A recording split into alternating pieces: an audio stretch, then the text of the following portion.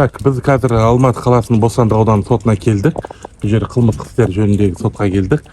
Келу себебіміз, мен қасымда Шалқар деген жәбірленуші, бұл өзінің атына тіркелген үйінен айырылып қалып отыр. Яғни өз Қытай елінде болған кезде өзінің туған ағасы бұл кісінің атын жамылып, соңғы осы кісінің атынан құжат жасаған, өзінің Шалқар деп атын жамылып, одан кейін құжат жасағаннан кейін сол құжат бойынша өзінің үйін бір белгісіз біреулердің атына, яғни көңілдесінің атына аударып жіберген деп шағымданып отыр. Қазір осы іс бойынша Бостандық ауданының полиция басқармасының жанында полиция бөлімшесінде қылмыстық іс тіркеліп, айып тағылып, қазір уақытта іс сотқа жолданып, қазір сот процестері басталайын деп жатыр. Соған келдік, бірақ енді біздің жәбірленушінің айтуы бойынша енді бұл жерде Шалқармен бөлек жаңағы оның көңілдесі жаңағы Шекер деген азаматшада болған дейді. Яғни екеуі бірігіп істеген, екеуі ойластырып істеген, алдын ала жоспар құрған деген өзінің уәжін айтып отыр. Бірақ өкінішке орай тергеу органдары оған қатысты айып тақпай отыр. Оны куә ретінде ғана қаратып отыр, жіберіп отыр, ал өзінің ағасына ғана айып тағылып отыр.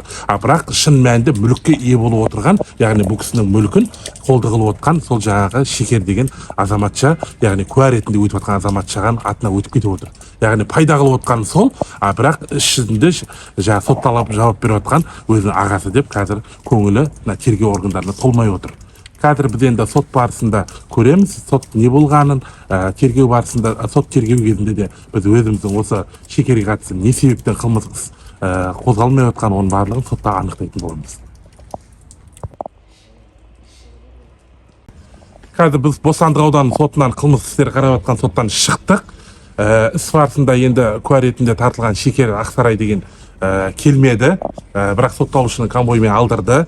Соттан барлығы сұралды, бірақ өкінішке орай көп нәрсені жасырып отқанын, қылмыстың біреуін мойындаса, екі баптың біреуін мойындаса, біреуін мойындап отқан жоқ. Яғни өзінің жалған құжат жасағанын мойындап отыр, бірақ алаяқтық жолмен ол мүлікті қолды қылғанын мойындағысы келмей отыр. Ол баппен келіспей отыр. Сондықтан енді сот отырысы кейін тағы да 27 желтоқсанға қалдырылды. Өйткені тағы да куәлар керек сотқа. Жаңа Шекер Ақсарай деген азаматшаны да куә ретінде іске тартылған.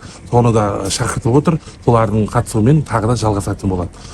Істі қарап жатқан сот енді істі жан-жақты объективіне қарап жатыр. Енді өзіміздің көңілімізде шығып отыр. Бірақ енді соттың қандай шешім шығаратын, өзінің антына адал бола ма, немесе істі бұрмалап басқалай шешім шығара ма, оның барлығын алдағы уақытта міндетті түрде сіздермен бөлісетін боламыз, жариялайтын боламыз.